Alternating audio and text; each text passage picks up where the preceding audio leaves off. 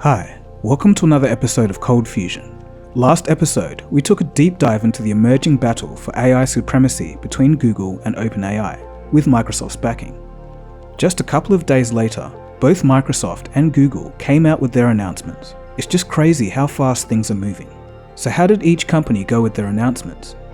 Well, very differently. Microsoft gave an awe-inspiring presentation, while Google scrambled and fumbled. A Google presenter became embarrassed and flustered when she realized that there was no phone to give a live demonstration of what she was talking about. Investors weren't so impressed either, so Google's parent company Alphabet lost $100 billion worth of value during and after the presentation.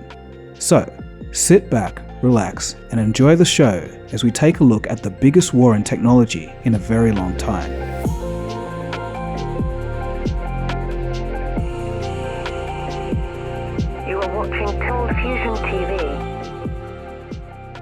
First of all, I have the greatest of admirations for Google and what they've done, and they're an unbelievable company. They're the 800-pound gorilla on this, which is what they are, and I hope that with our innovation, they will definitely want to come out and show that they can dance, and I want people to know that we made them dance, and I think that'll be a great day. The race for AI dominance is heating up. On February 7th, Microsoft fires the first shot across the bow at Google. They unveil their grand plan for AI. Then the next day, Google shoots back and unveils their AI. To say that both presentations were unequal would be an understatement. So let's start with Microsoft. CEO Satya Nadella takes to the stage. He talks about how every walk of life is beginning to be changed by AI, then goes on to talk about the 3 stages of the web. Its birth on PCs and servers, then mobile and apps, and then the next phase will be AI. Satya and the rest of Microsoft have begun to see an issue with search. The fact is, search hasn't changed in 20 years, and some people think that Google has gotten even less accurate lately because of SEO keyword stuffing. Microsoft's new Edge browser and Bing will be able to do 3 new things: answer your questions, chat with you, and create new things. To highlight some interesting insights into the current shortfalls of search, they mentioned the statistic that 40% of people search for something and immediately click back out of the result that they got. This means that they can't find what they're looking for, and they calculated that about half of all searches don't get the answers that you want. Most of these are very specific queries based on your personal situation. Microsoft showed a chart highlighting the issue. You've got search on the x-axis and generative AI on the y-axis. The new Bing will bridge that gap between the two, giving you the power of traditional search with the helpfulness of the good people on Reddit. This chart specifically reminds me of the unveiling of the iPod and iPhone, where Steve Jobs clearly laid out a gap in the market and showed where a new product could fit in to solve it. I think this chart might be historic in the same way. So getting onto the new Bing itself, it's running on AI that is, quote, much more powerful than ChatGPT and tuned specifically for search. In the presentation, Microsoft states that because they already have a search engine, they can now use back-end web indexing and data to efficiently and directly tie into the new version of ChatGPT. So onto the new Bing interface. When you type a complex query, you'll get the typical results on the left, and on the right, you'll get a synthesized answer with sourcing. You can ask about current events or future events and get the same experience. A particularly cool example was asking if a specific seat from IKEA would fit in a 2019 Honda Odyssey. If that new love seat from IKEA is going to fit in the back of my Honda Odyssey. And what you'll see is Bing can actually find the dimensions of the love seat, the interior space of the car, and then make an estimation as to whether it will fit. In this case, I'm choosing an example of where Bing does not know the answer. And we know that we can't be definitive about it. And the reason I'm doing that is because we know we won't be able to answer every question every time. But Bing can still provide some helpful information, as you can see on this answer. We also know we'll make our share of mistakes, and as we begin to roll this out. So we've added a quick feedback button at the top of every search so that you can give us feedback and we can learn.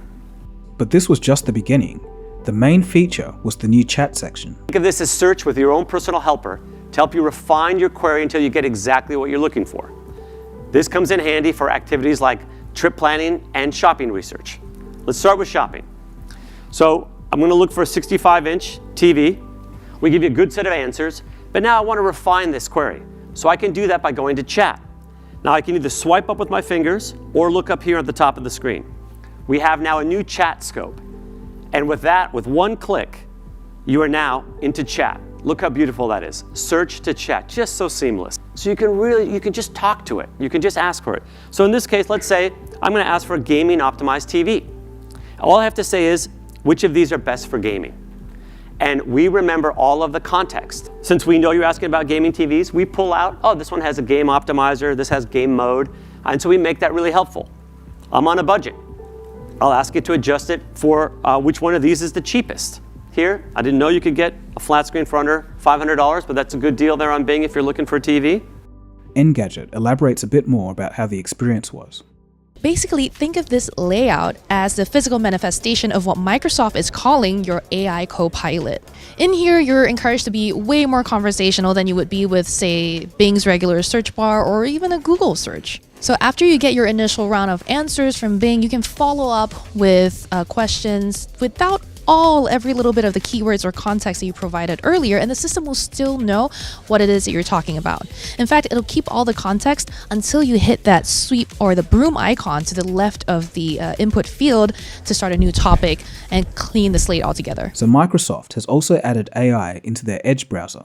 You can, for example, pull up a PDF, ask questions about it, summarize it, and compare it to other stuff on the web. Just take a look, it's pretty mind-blowing. And you're going to notice now that we've integrated Bing in a really cool new way. Let me show you. I'm browsing around in my new Edge browser, and I want to read Gap's quarterly report. And up comes the 15-page Gap PDF. It's pretty long. I won't have time to read all that. What I'd love is a summary of the key points. With one click, I can open up the sidebar. I can use chat in Edge to simply ask it to give me the key takeaways of the page I'm on. So I'll just say key takeaways from the page, and Bing and AI can now read that PDF, and look how great. It comes up with the summary of the key points here. Very, very cool, a massive time savings. But now I want to compare this with, say, Lululemon, who also has their third quarter earnings. Bing can now call out to the web, pull information from outside of this page, bring it into Edge, compare it with the information that's on this page, all within Edge. And I asked it to do it in a table. And look how amazing this is. Just like that in one table, I can get an answer to this question. Think about how much time that would have taken otherwise. I really do have to say, that's great execution by Microsoft. There's also a new Compose tab where you can generate whatever content you'd like, specifying the tone, length, and other parameters. So, if you still couldn't see it with ChatGPT, there's no longer any doubt. The world has just changed.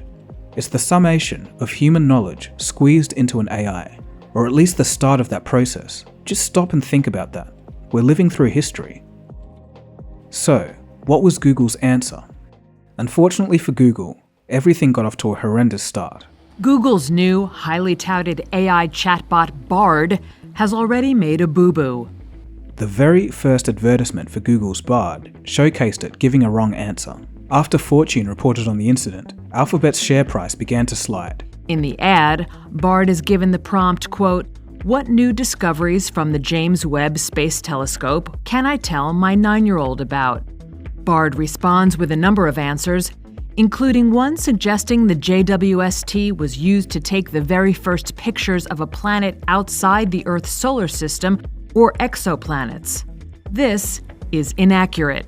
The error was spotted hours before Google hosted a launch event for Bard in Paris, where a Google senior executive touted Bard as the future of the company.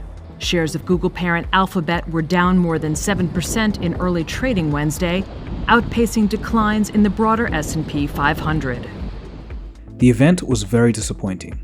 Very little time was spent on the Bard conversational AI. A lot more time was spent on reiterating how good existing Google products were, like Search, Translate, Google Lens, and Maps. The elephant in the room was what Microsoft and OpenAI were doing. So, after 13 minutes talking about other things, they finally got onto their ChatGPT competitor, powered by their research language model, Lambda. The thing was, it was presented as a standalone product. What they showed was very similar to ChatGPT. There was no sourcing or further integration into any OS. or any other kinds of features. Google is basically where OpenAI was last year. The biggest deal for Bard is its ability to answer questions with no one right answer.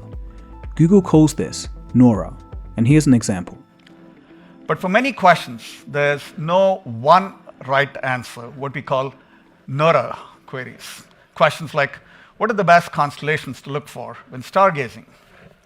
For questions like those, you probably want to explore a diverse range of opinions or perspectives and be connected to the expansive wisdom of the web. That's why we bring in the magic of generative AI directly to your search results. So soon, if you ask, what are the best constellations to look for when stargazing, new generative AI features will help us organize complex information and multiple viewpoints. And then, of course, the infamous moment of the presentation. Presenter Liz Reed was about to demonstrate multi-search, a new Google Lens feature, and this is what happened. Or you spot a floral pattern shirt, but you want it in bleu rouge instead. You can use multi-search for that too. Let's see how that works with a live demo.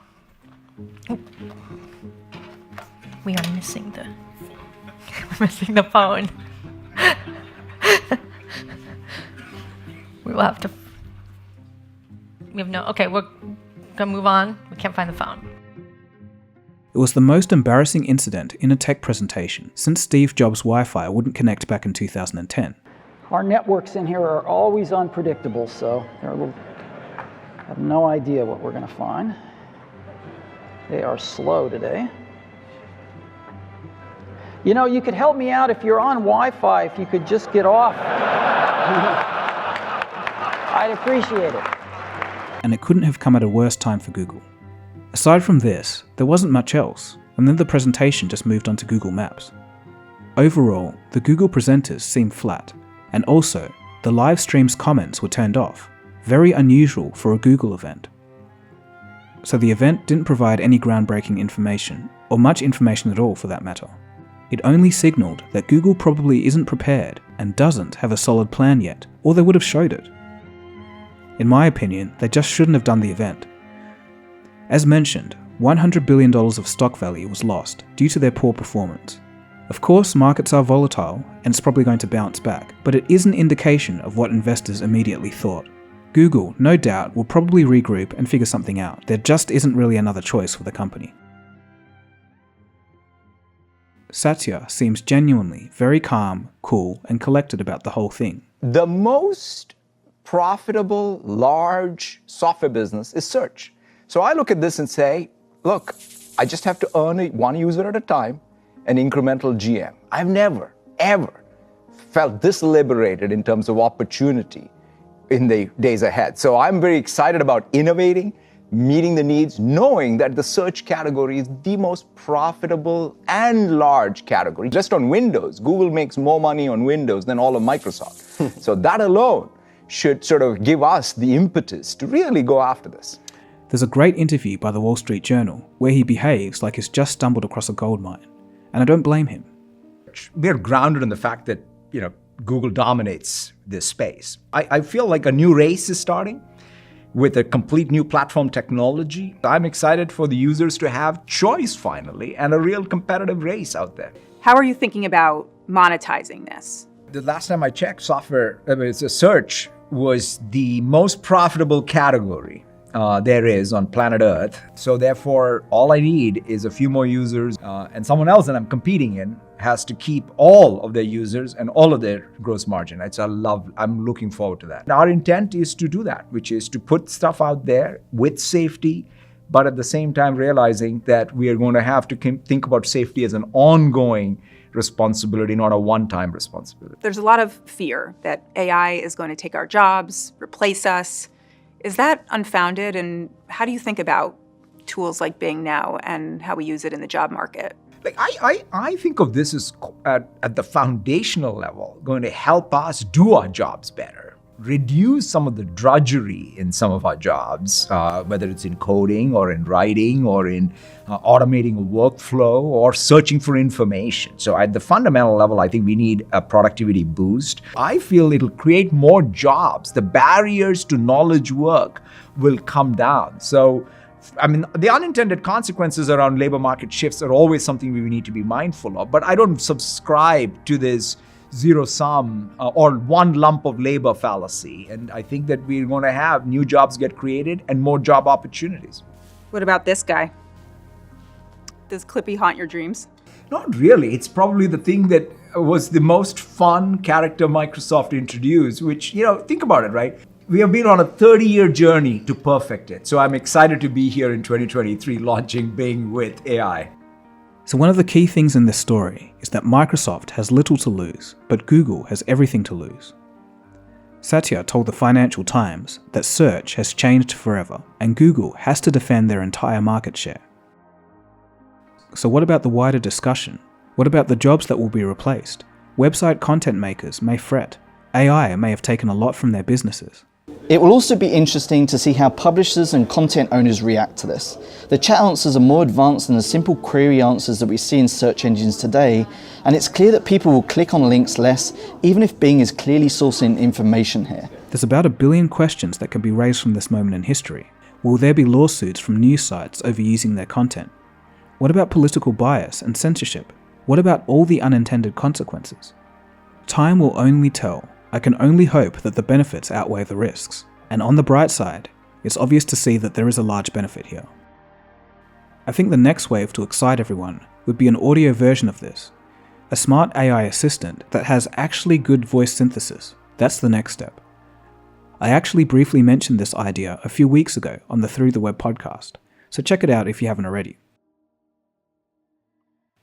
So in conclusion, as I said in the last video, even just a year or two ago, nobody would have thought that Google would be in this position. From their presentation, it looked like they were unprepared and they weren't integrating Bard as well as ChatGPT was being used. But that's just me. What do you guys think? Anyway, so that's an update to the beginning of the AI war. I'll be interested to know your thoughts. Anyway, thanks for watching. If you did like this episode, got a whole bunch of stuff on AI. Maybe if you're wondering how this all started and who invented AI, I've got a video on that. If not, there's a bunch of other stuff on here too, on science, business, and technology. So you've been watching ColdFusion, my name is Dagogo, and I'll play you out with yet another new track I made on the second channel. Cheers guys, have a good one.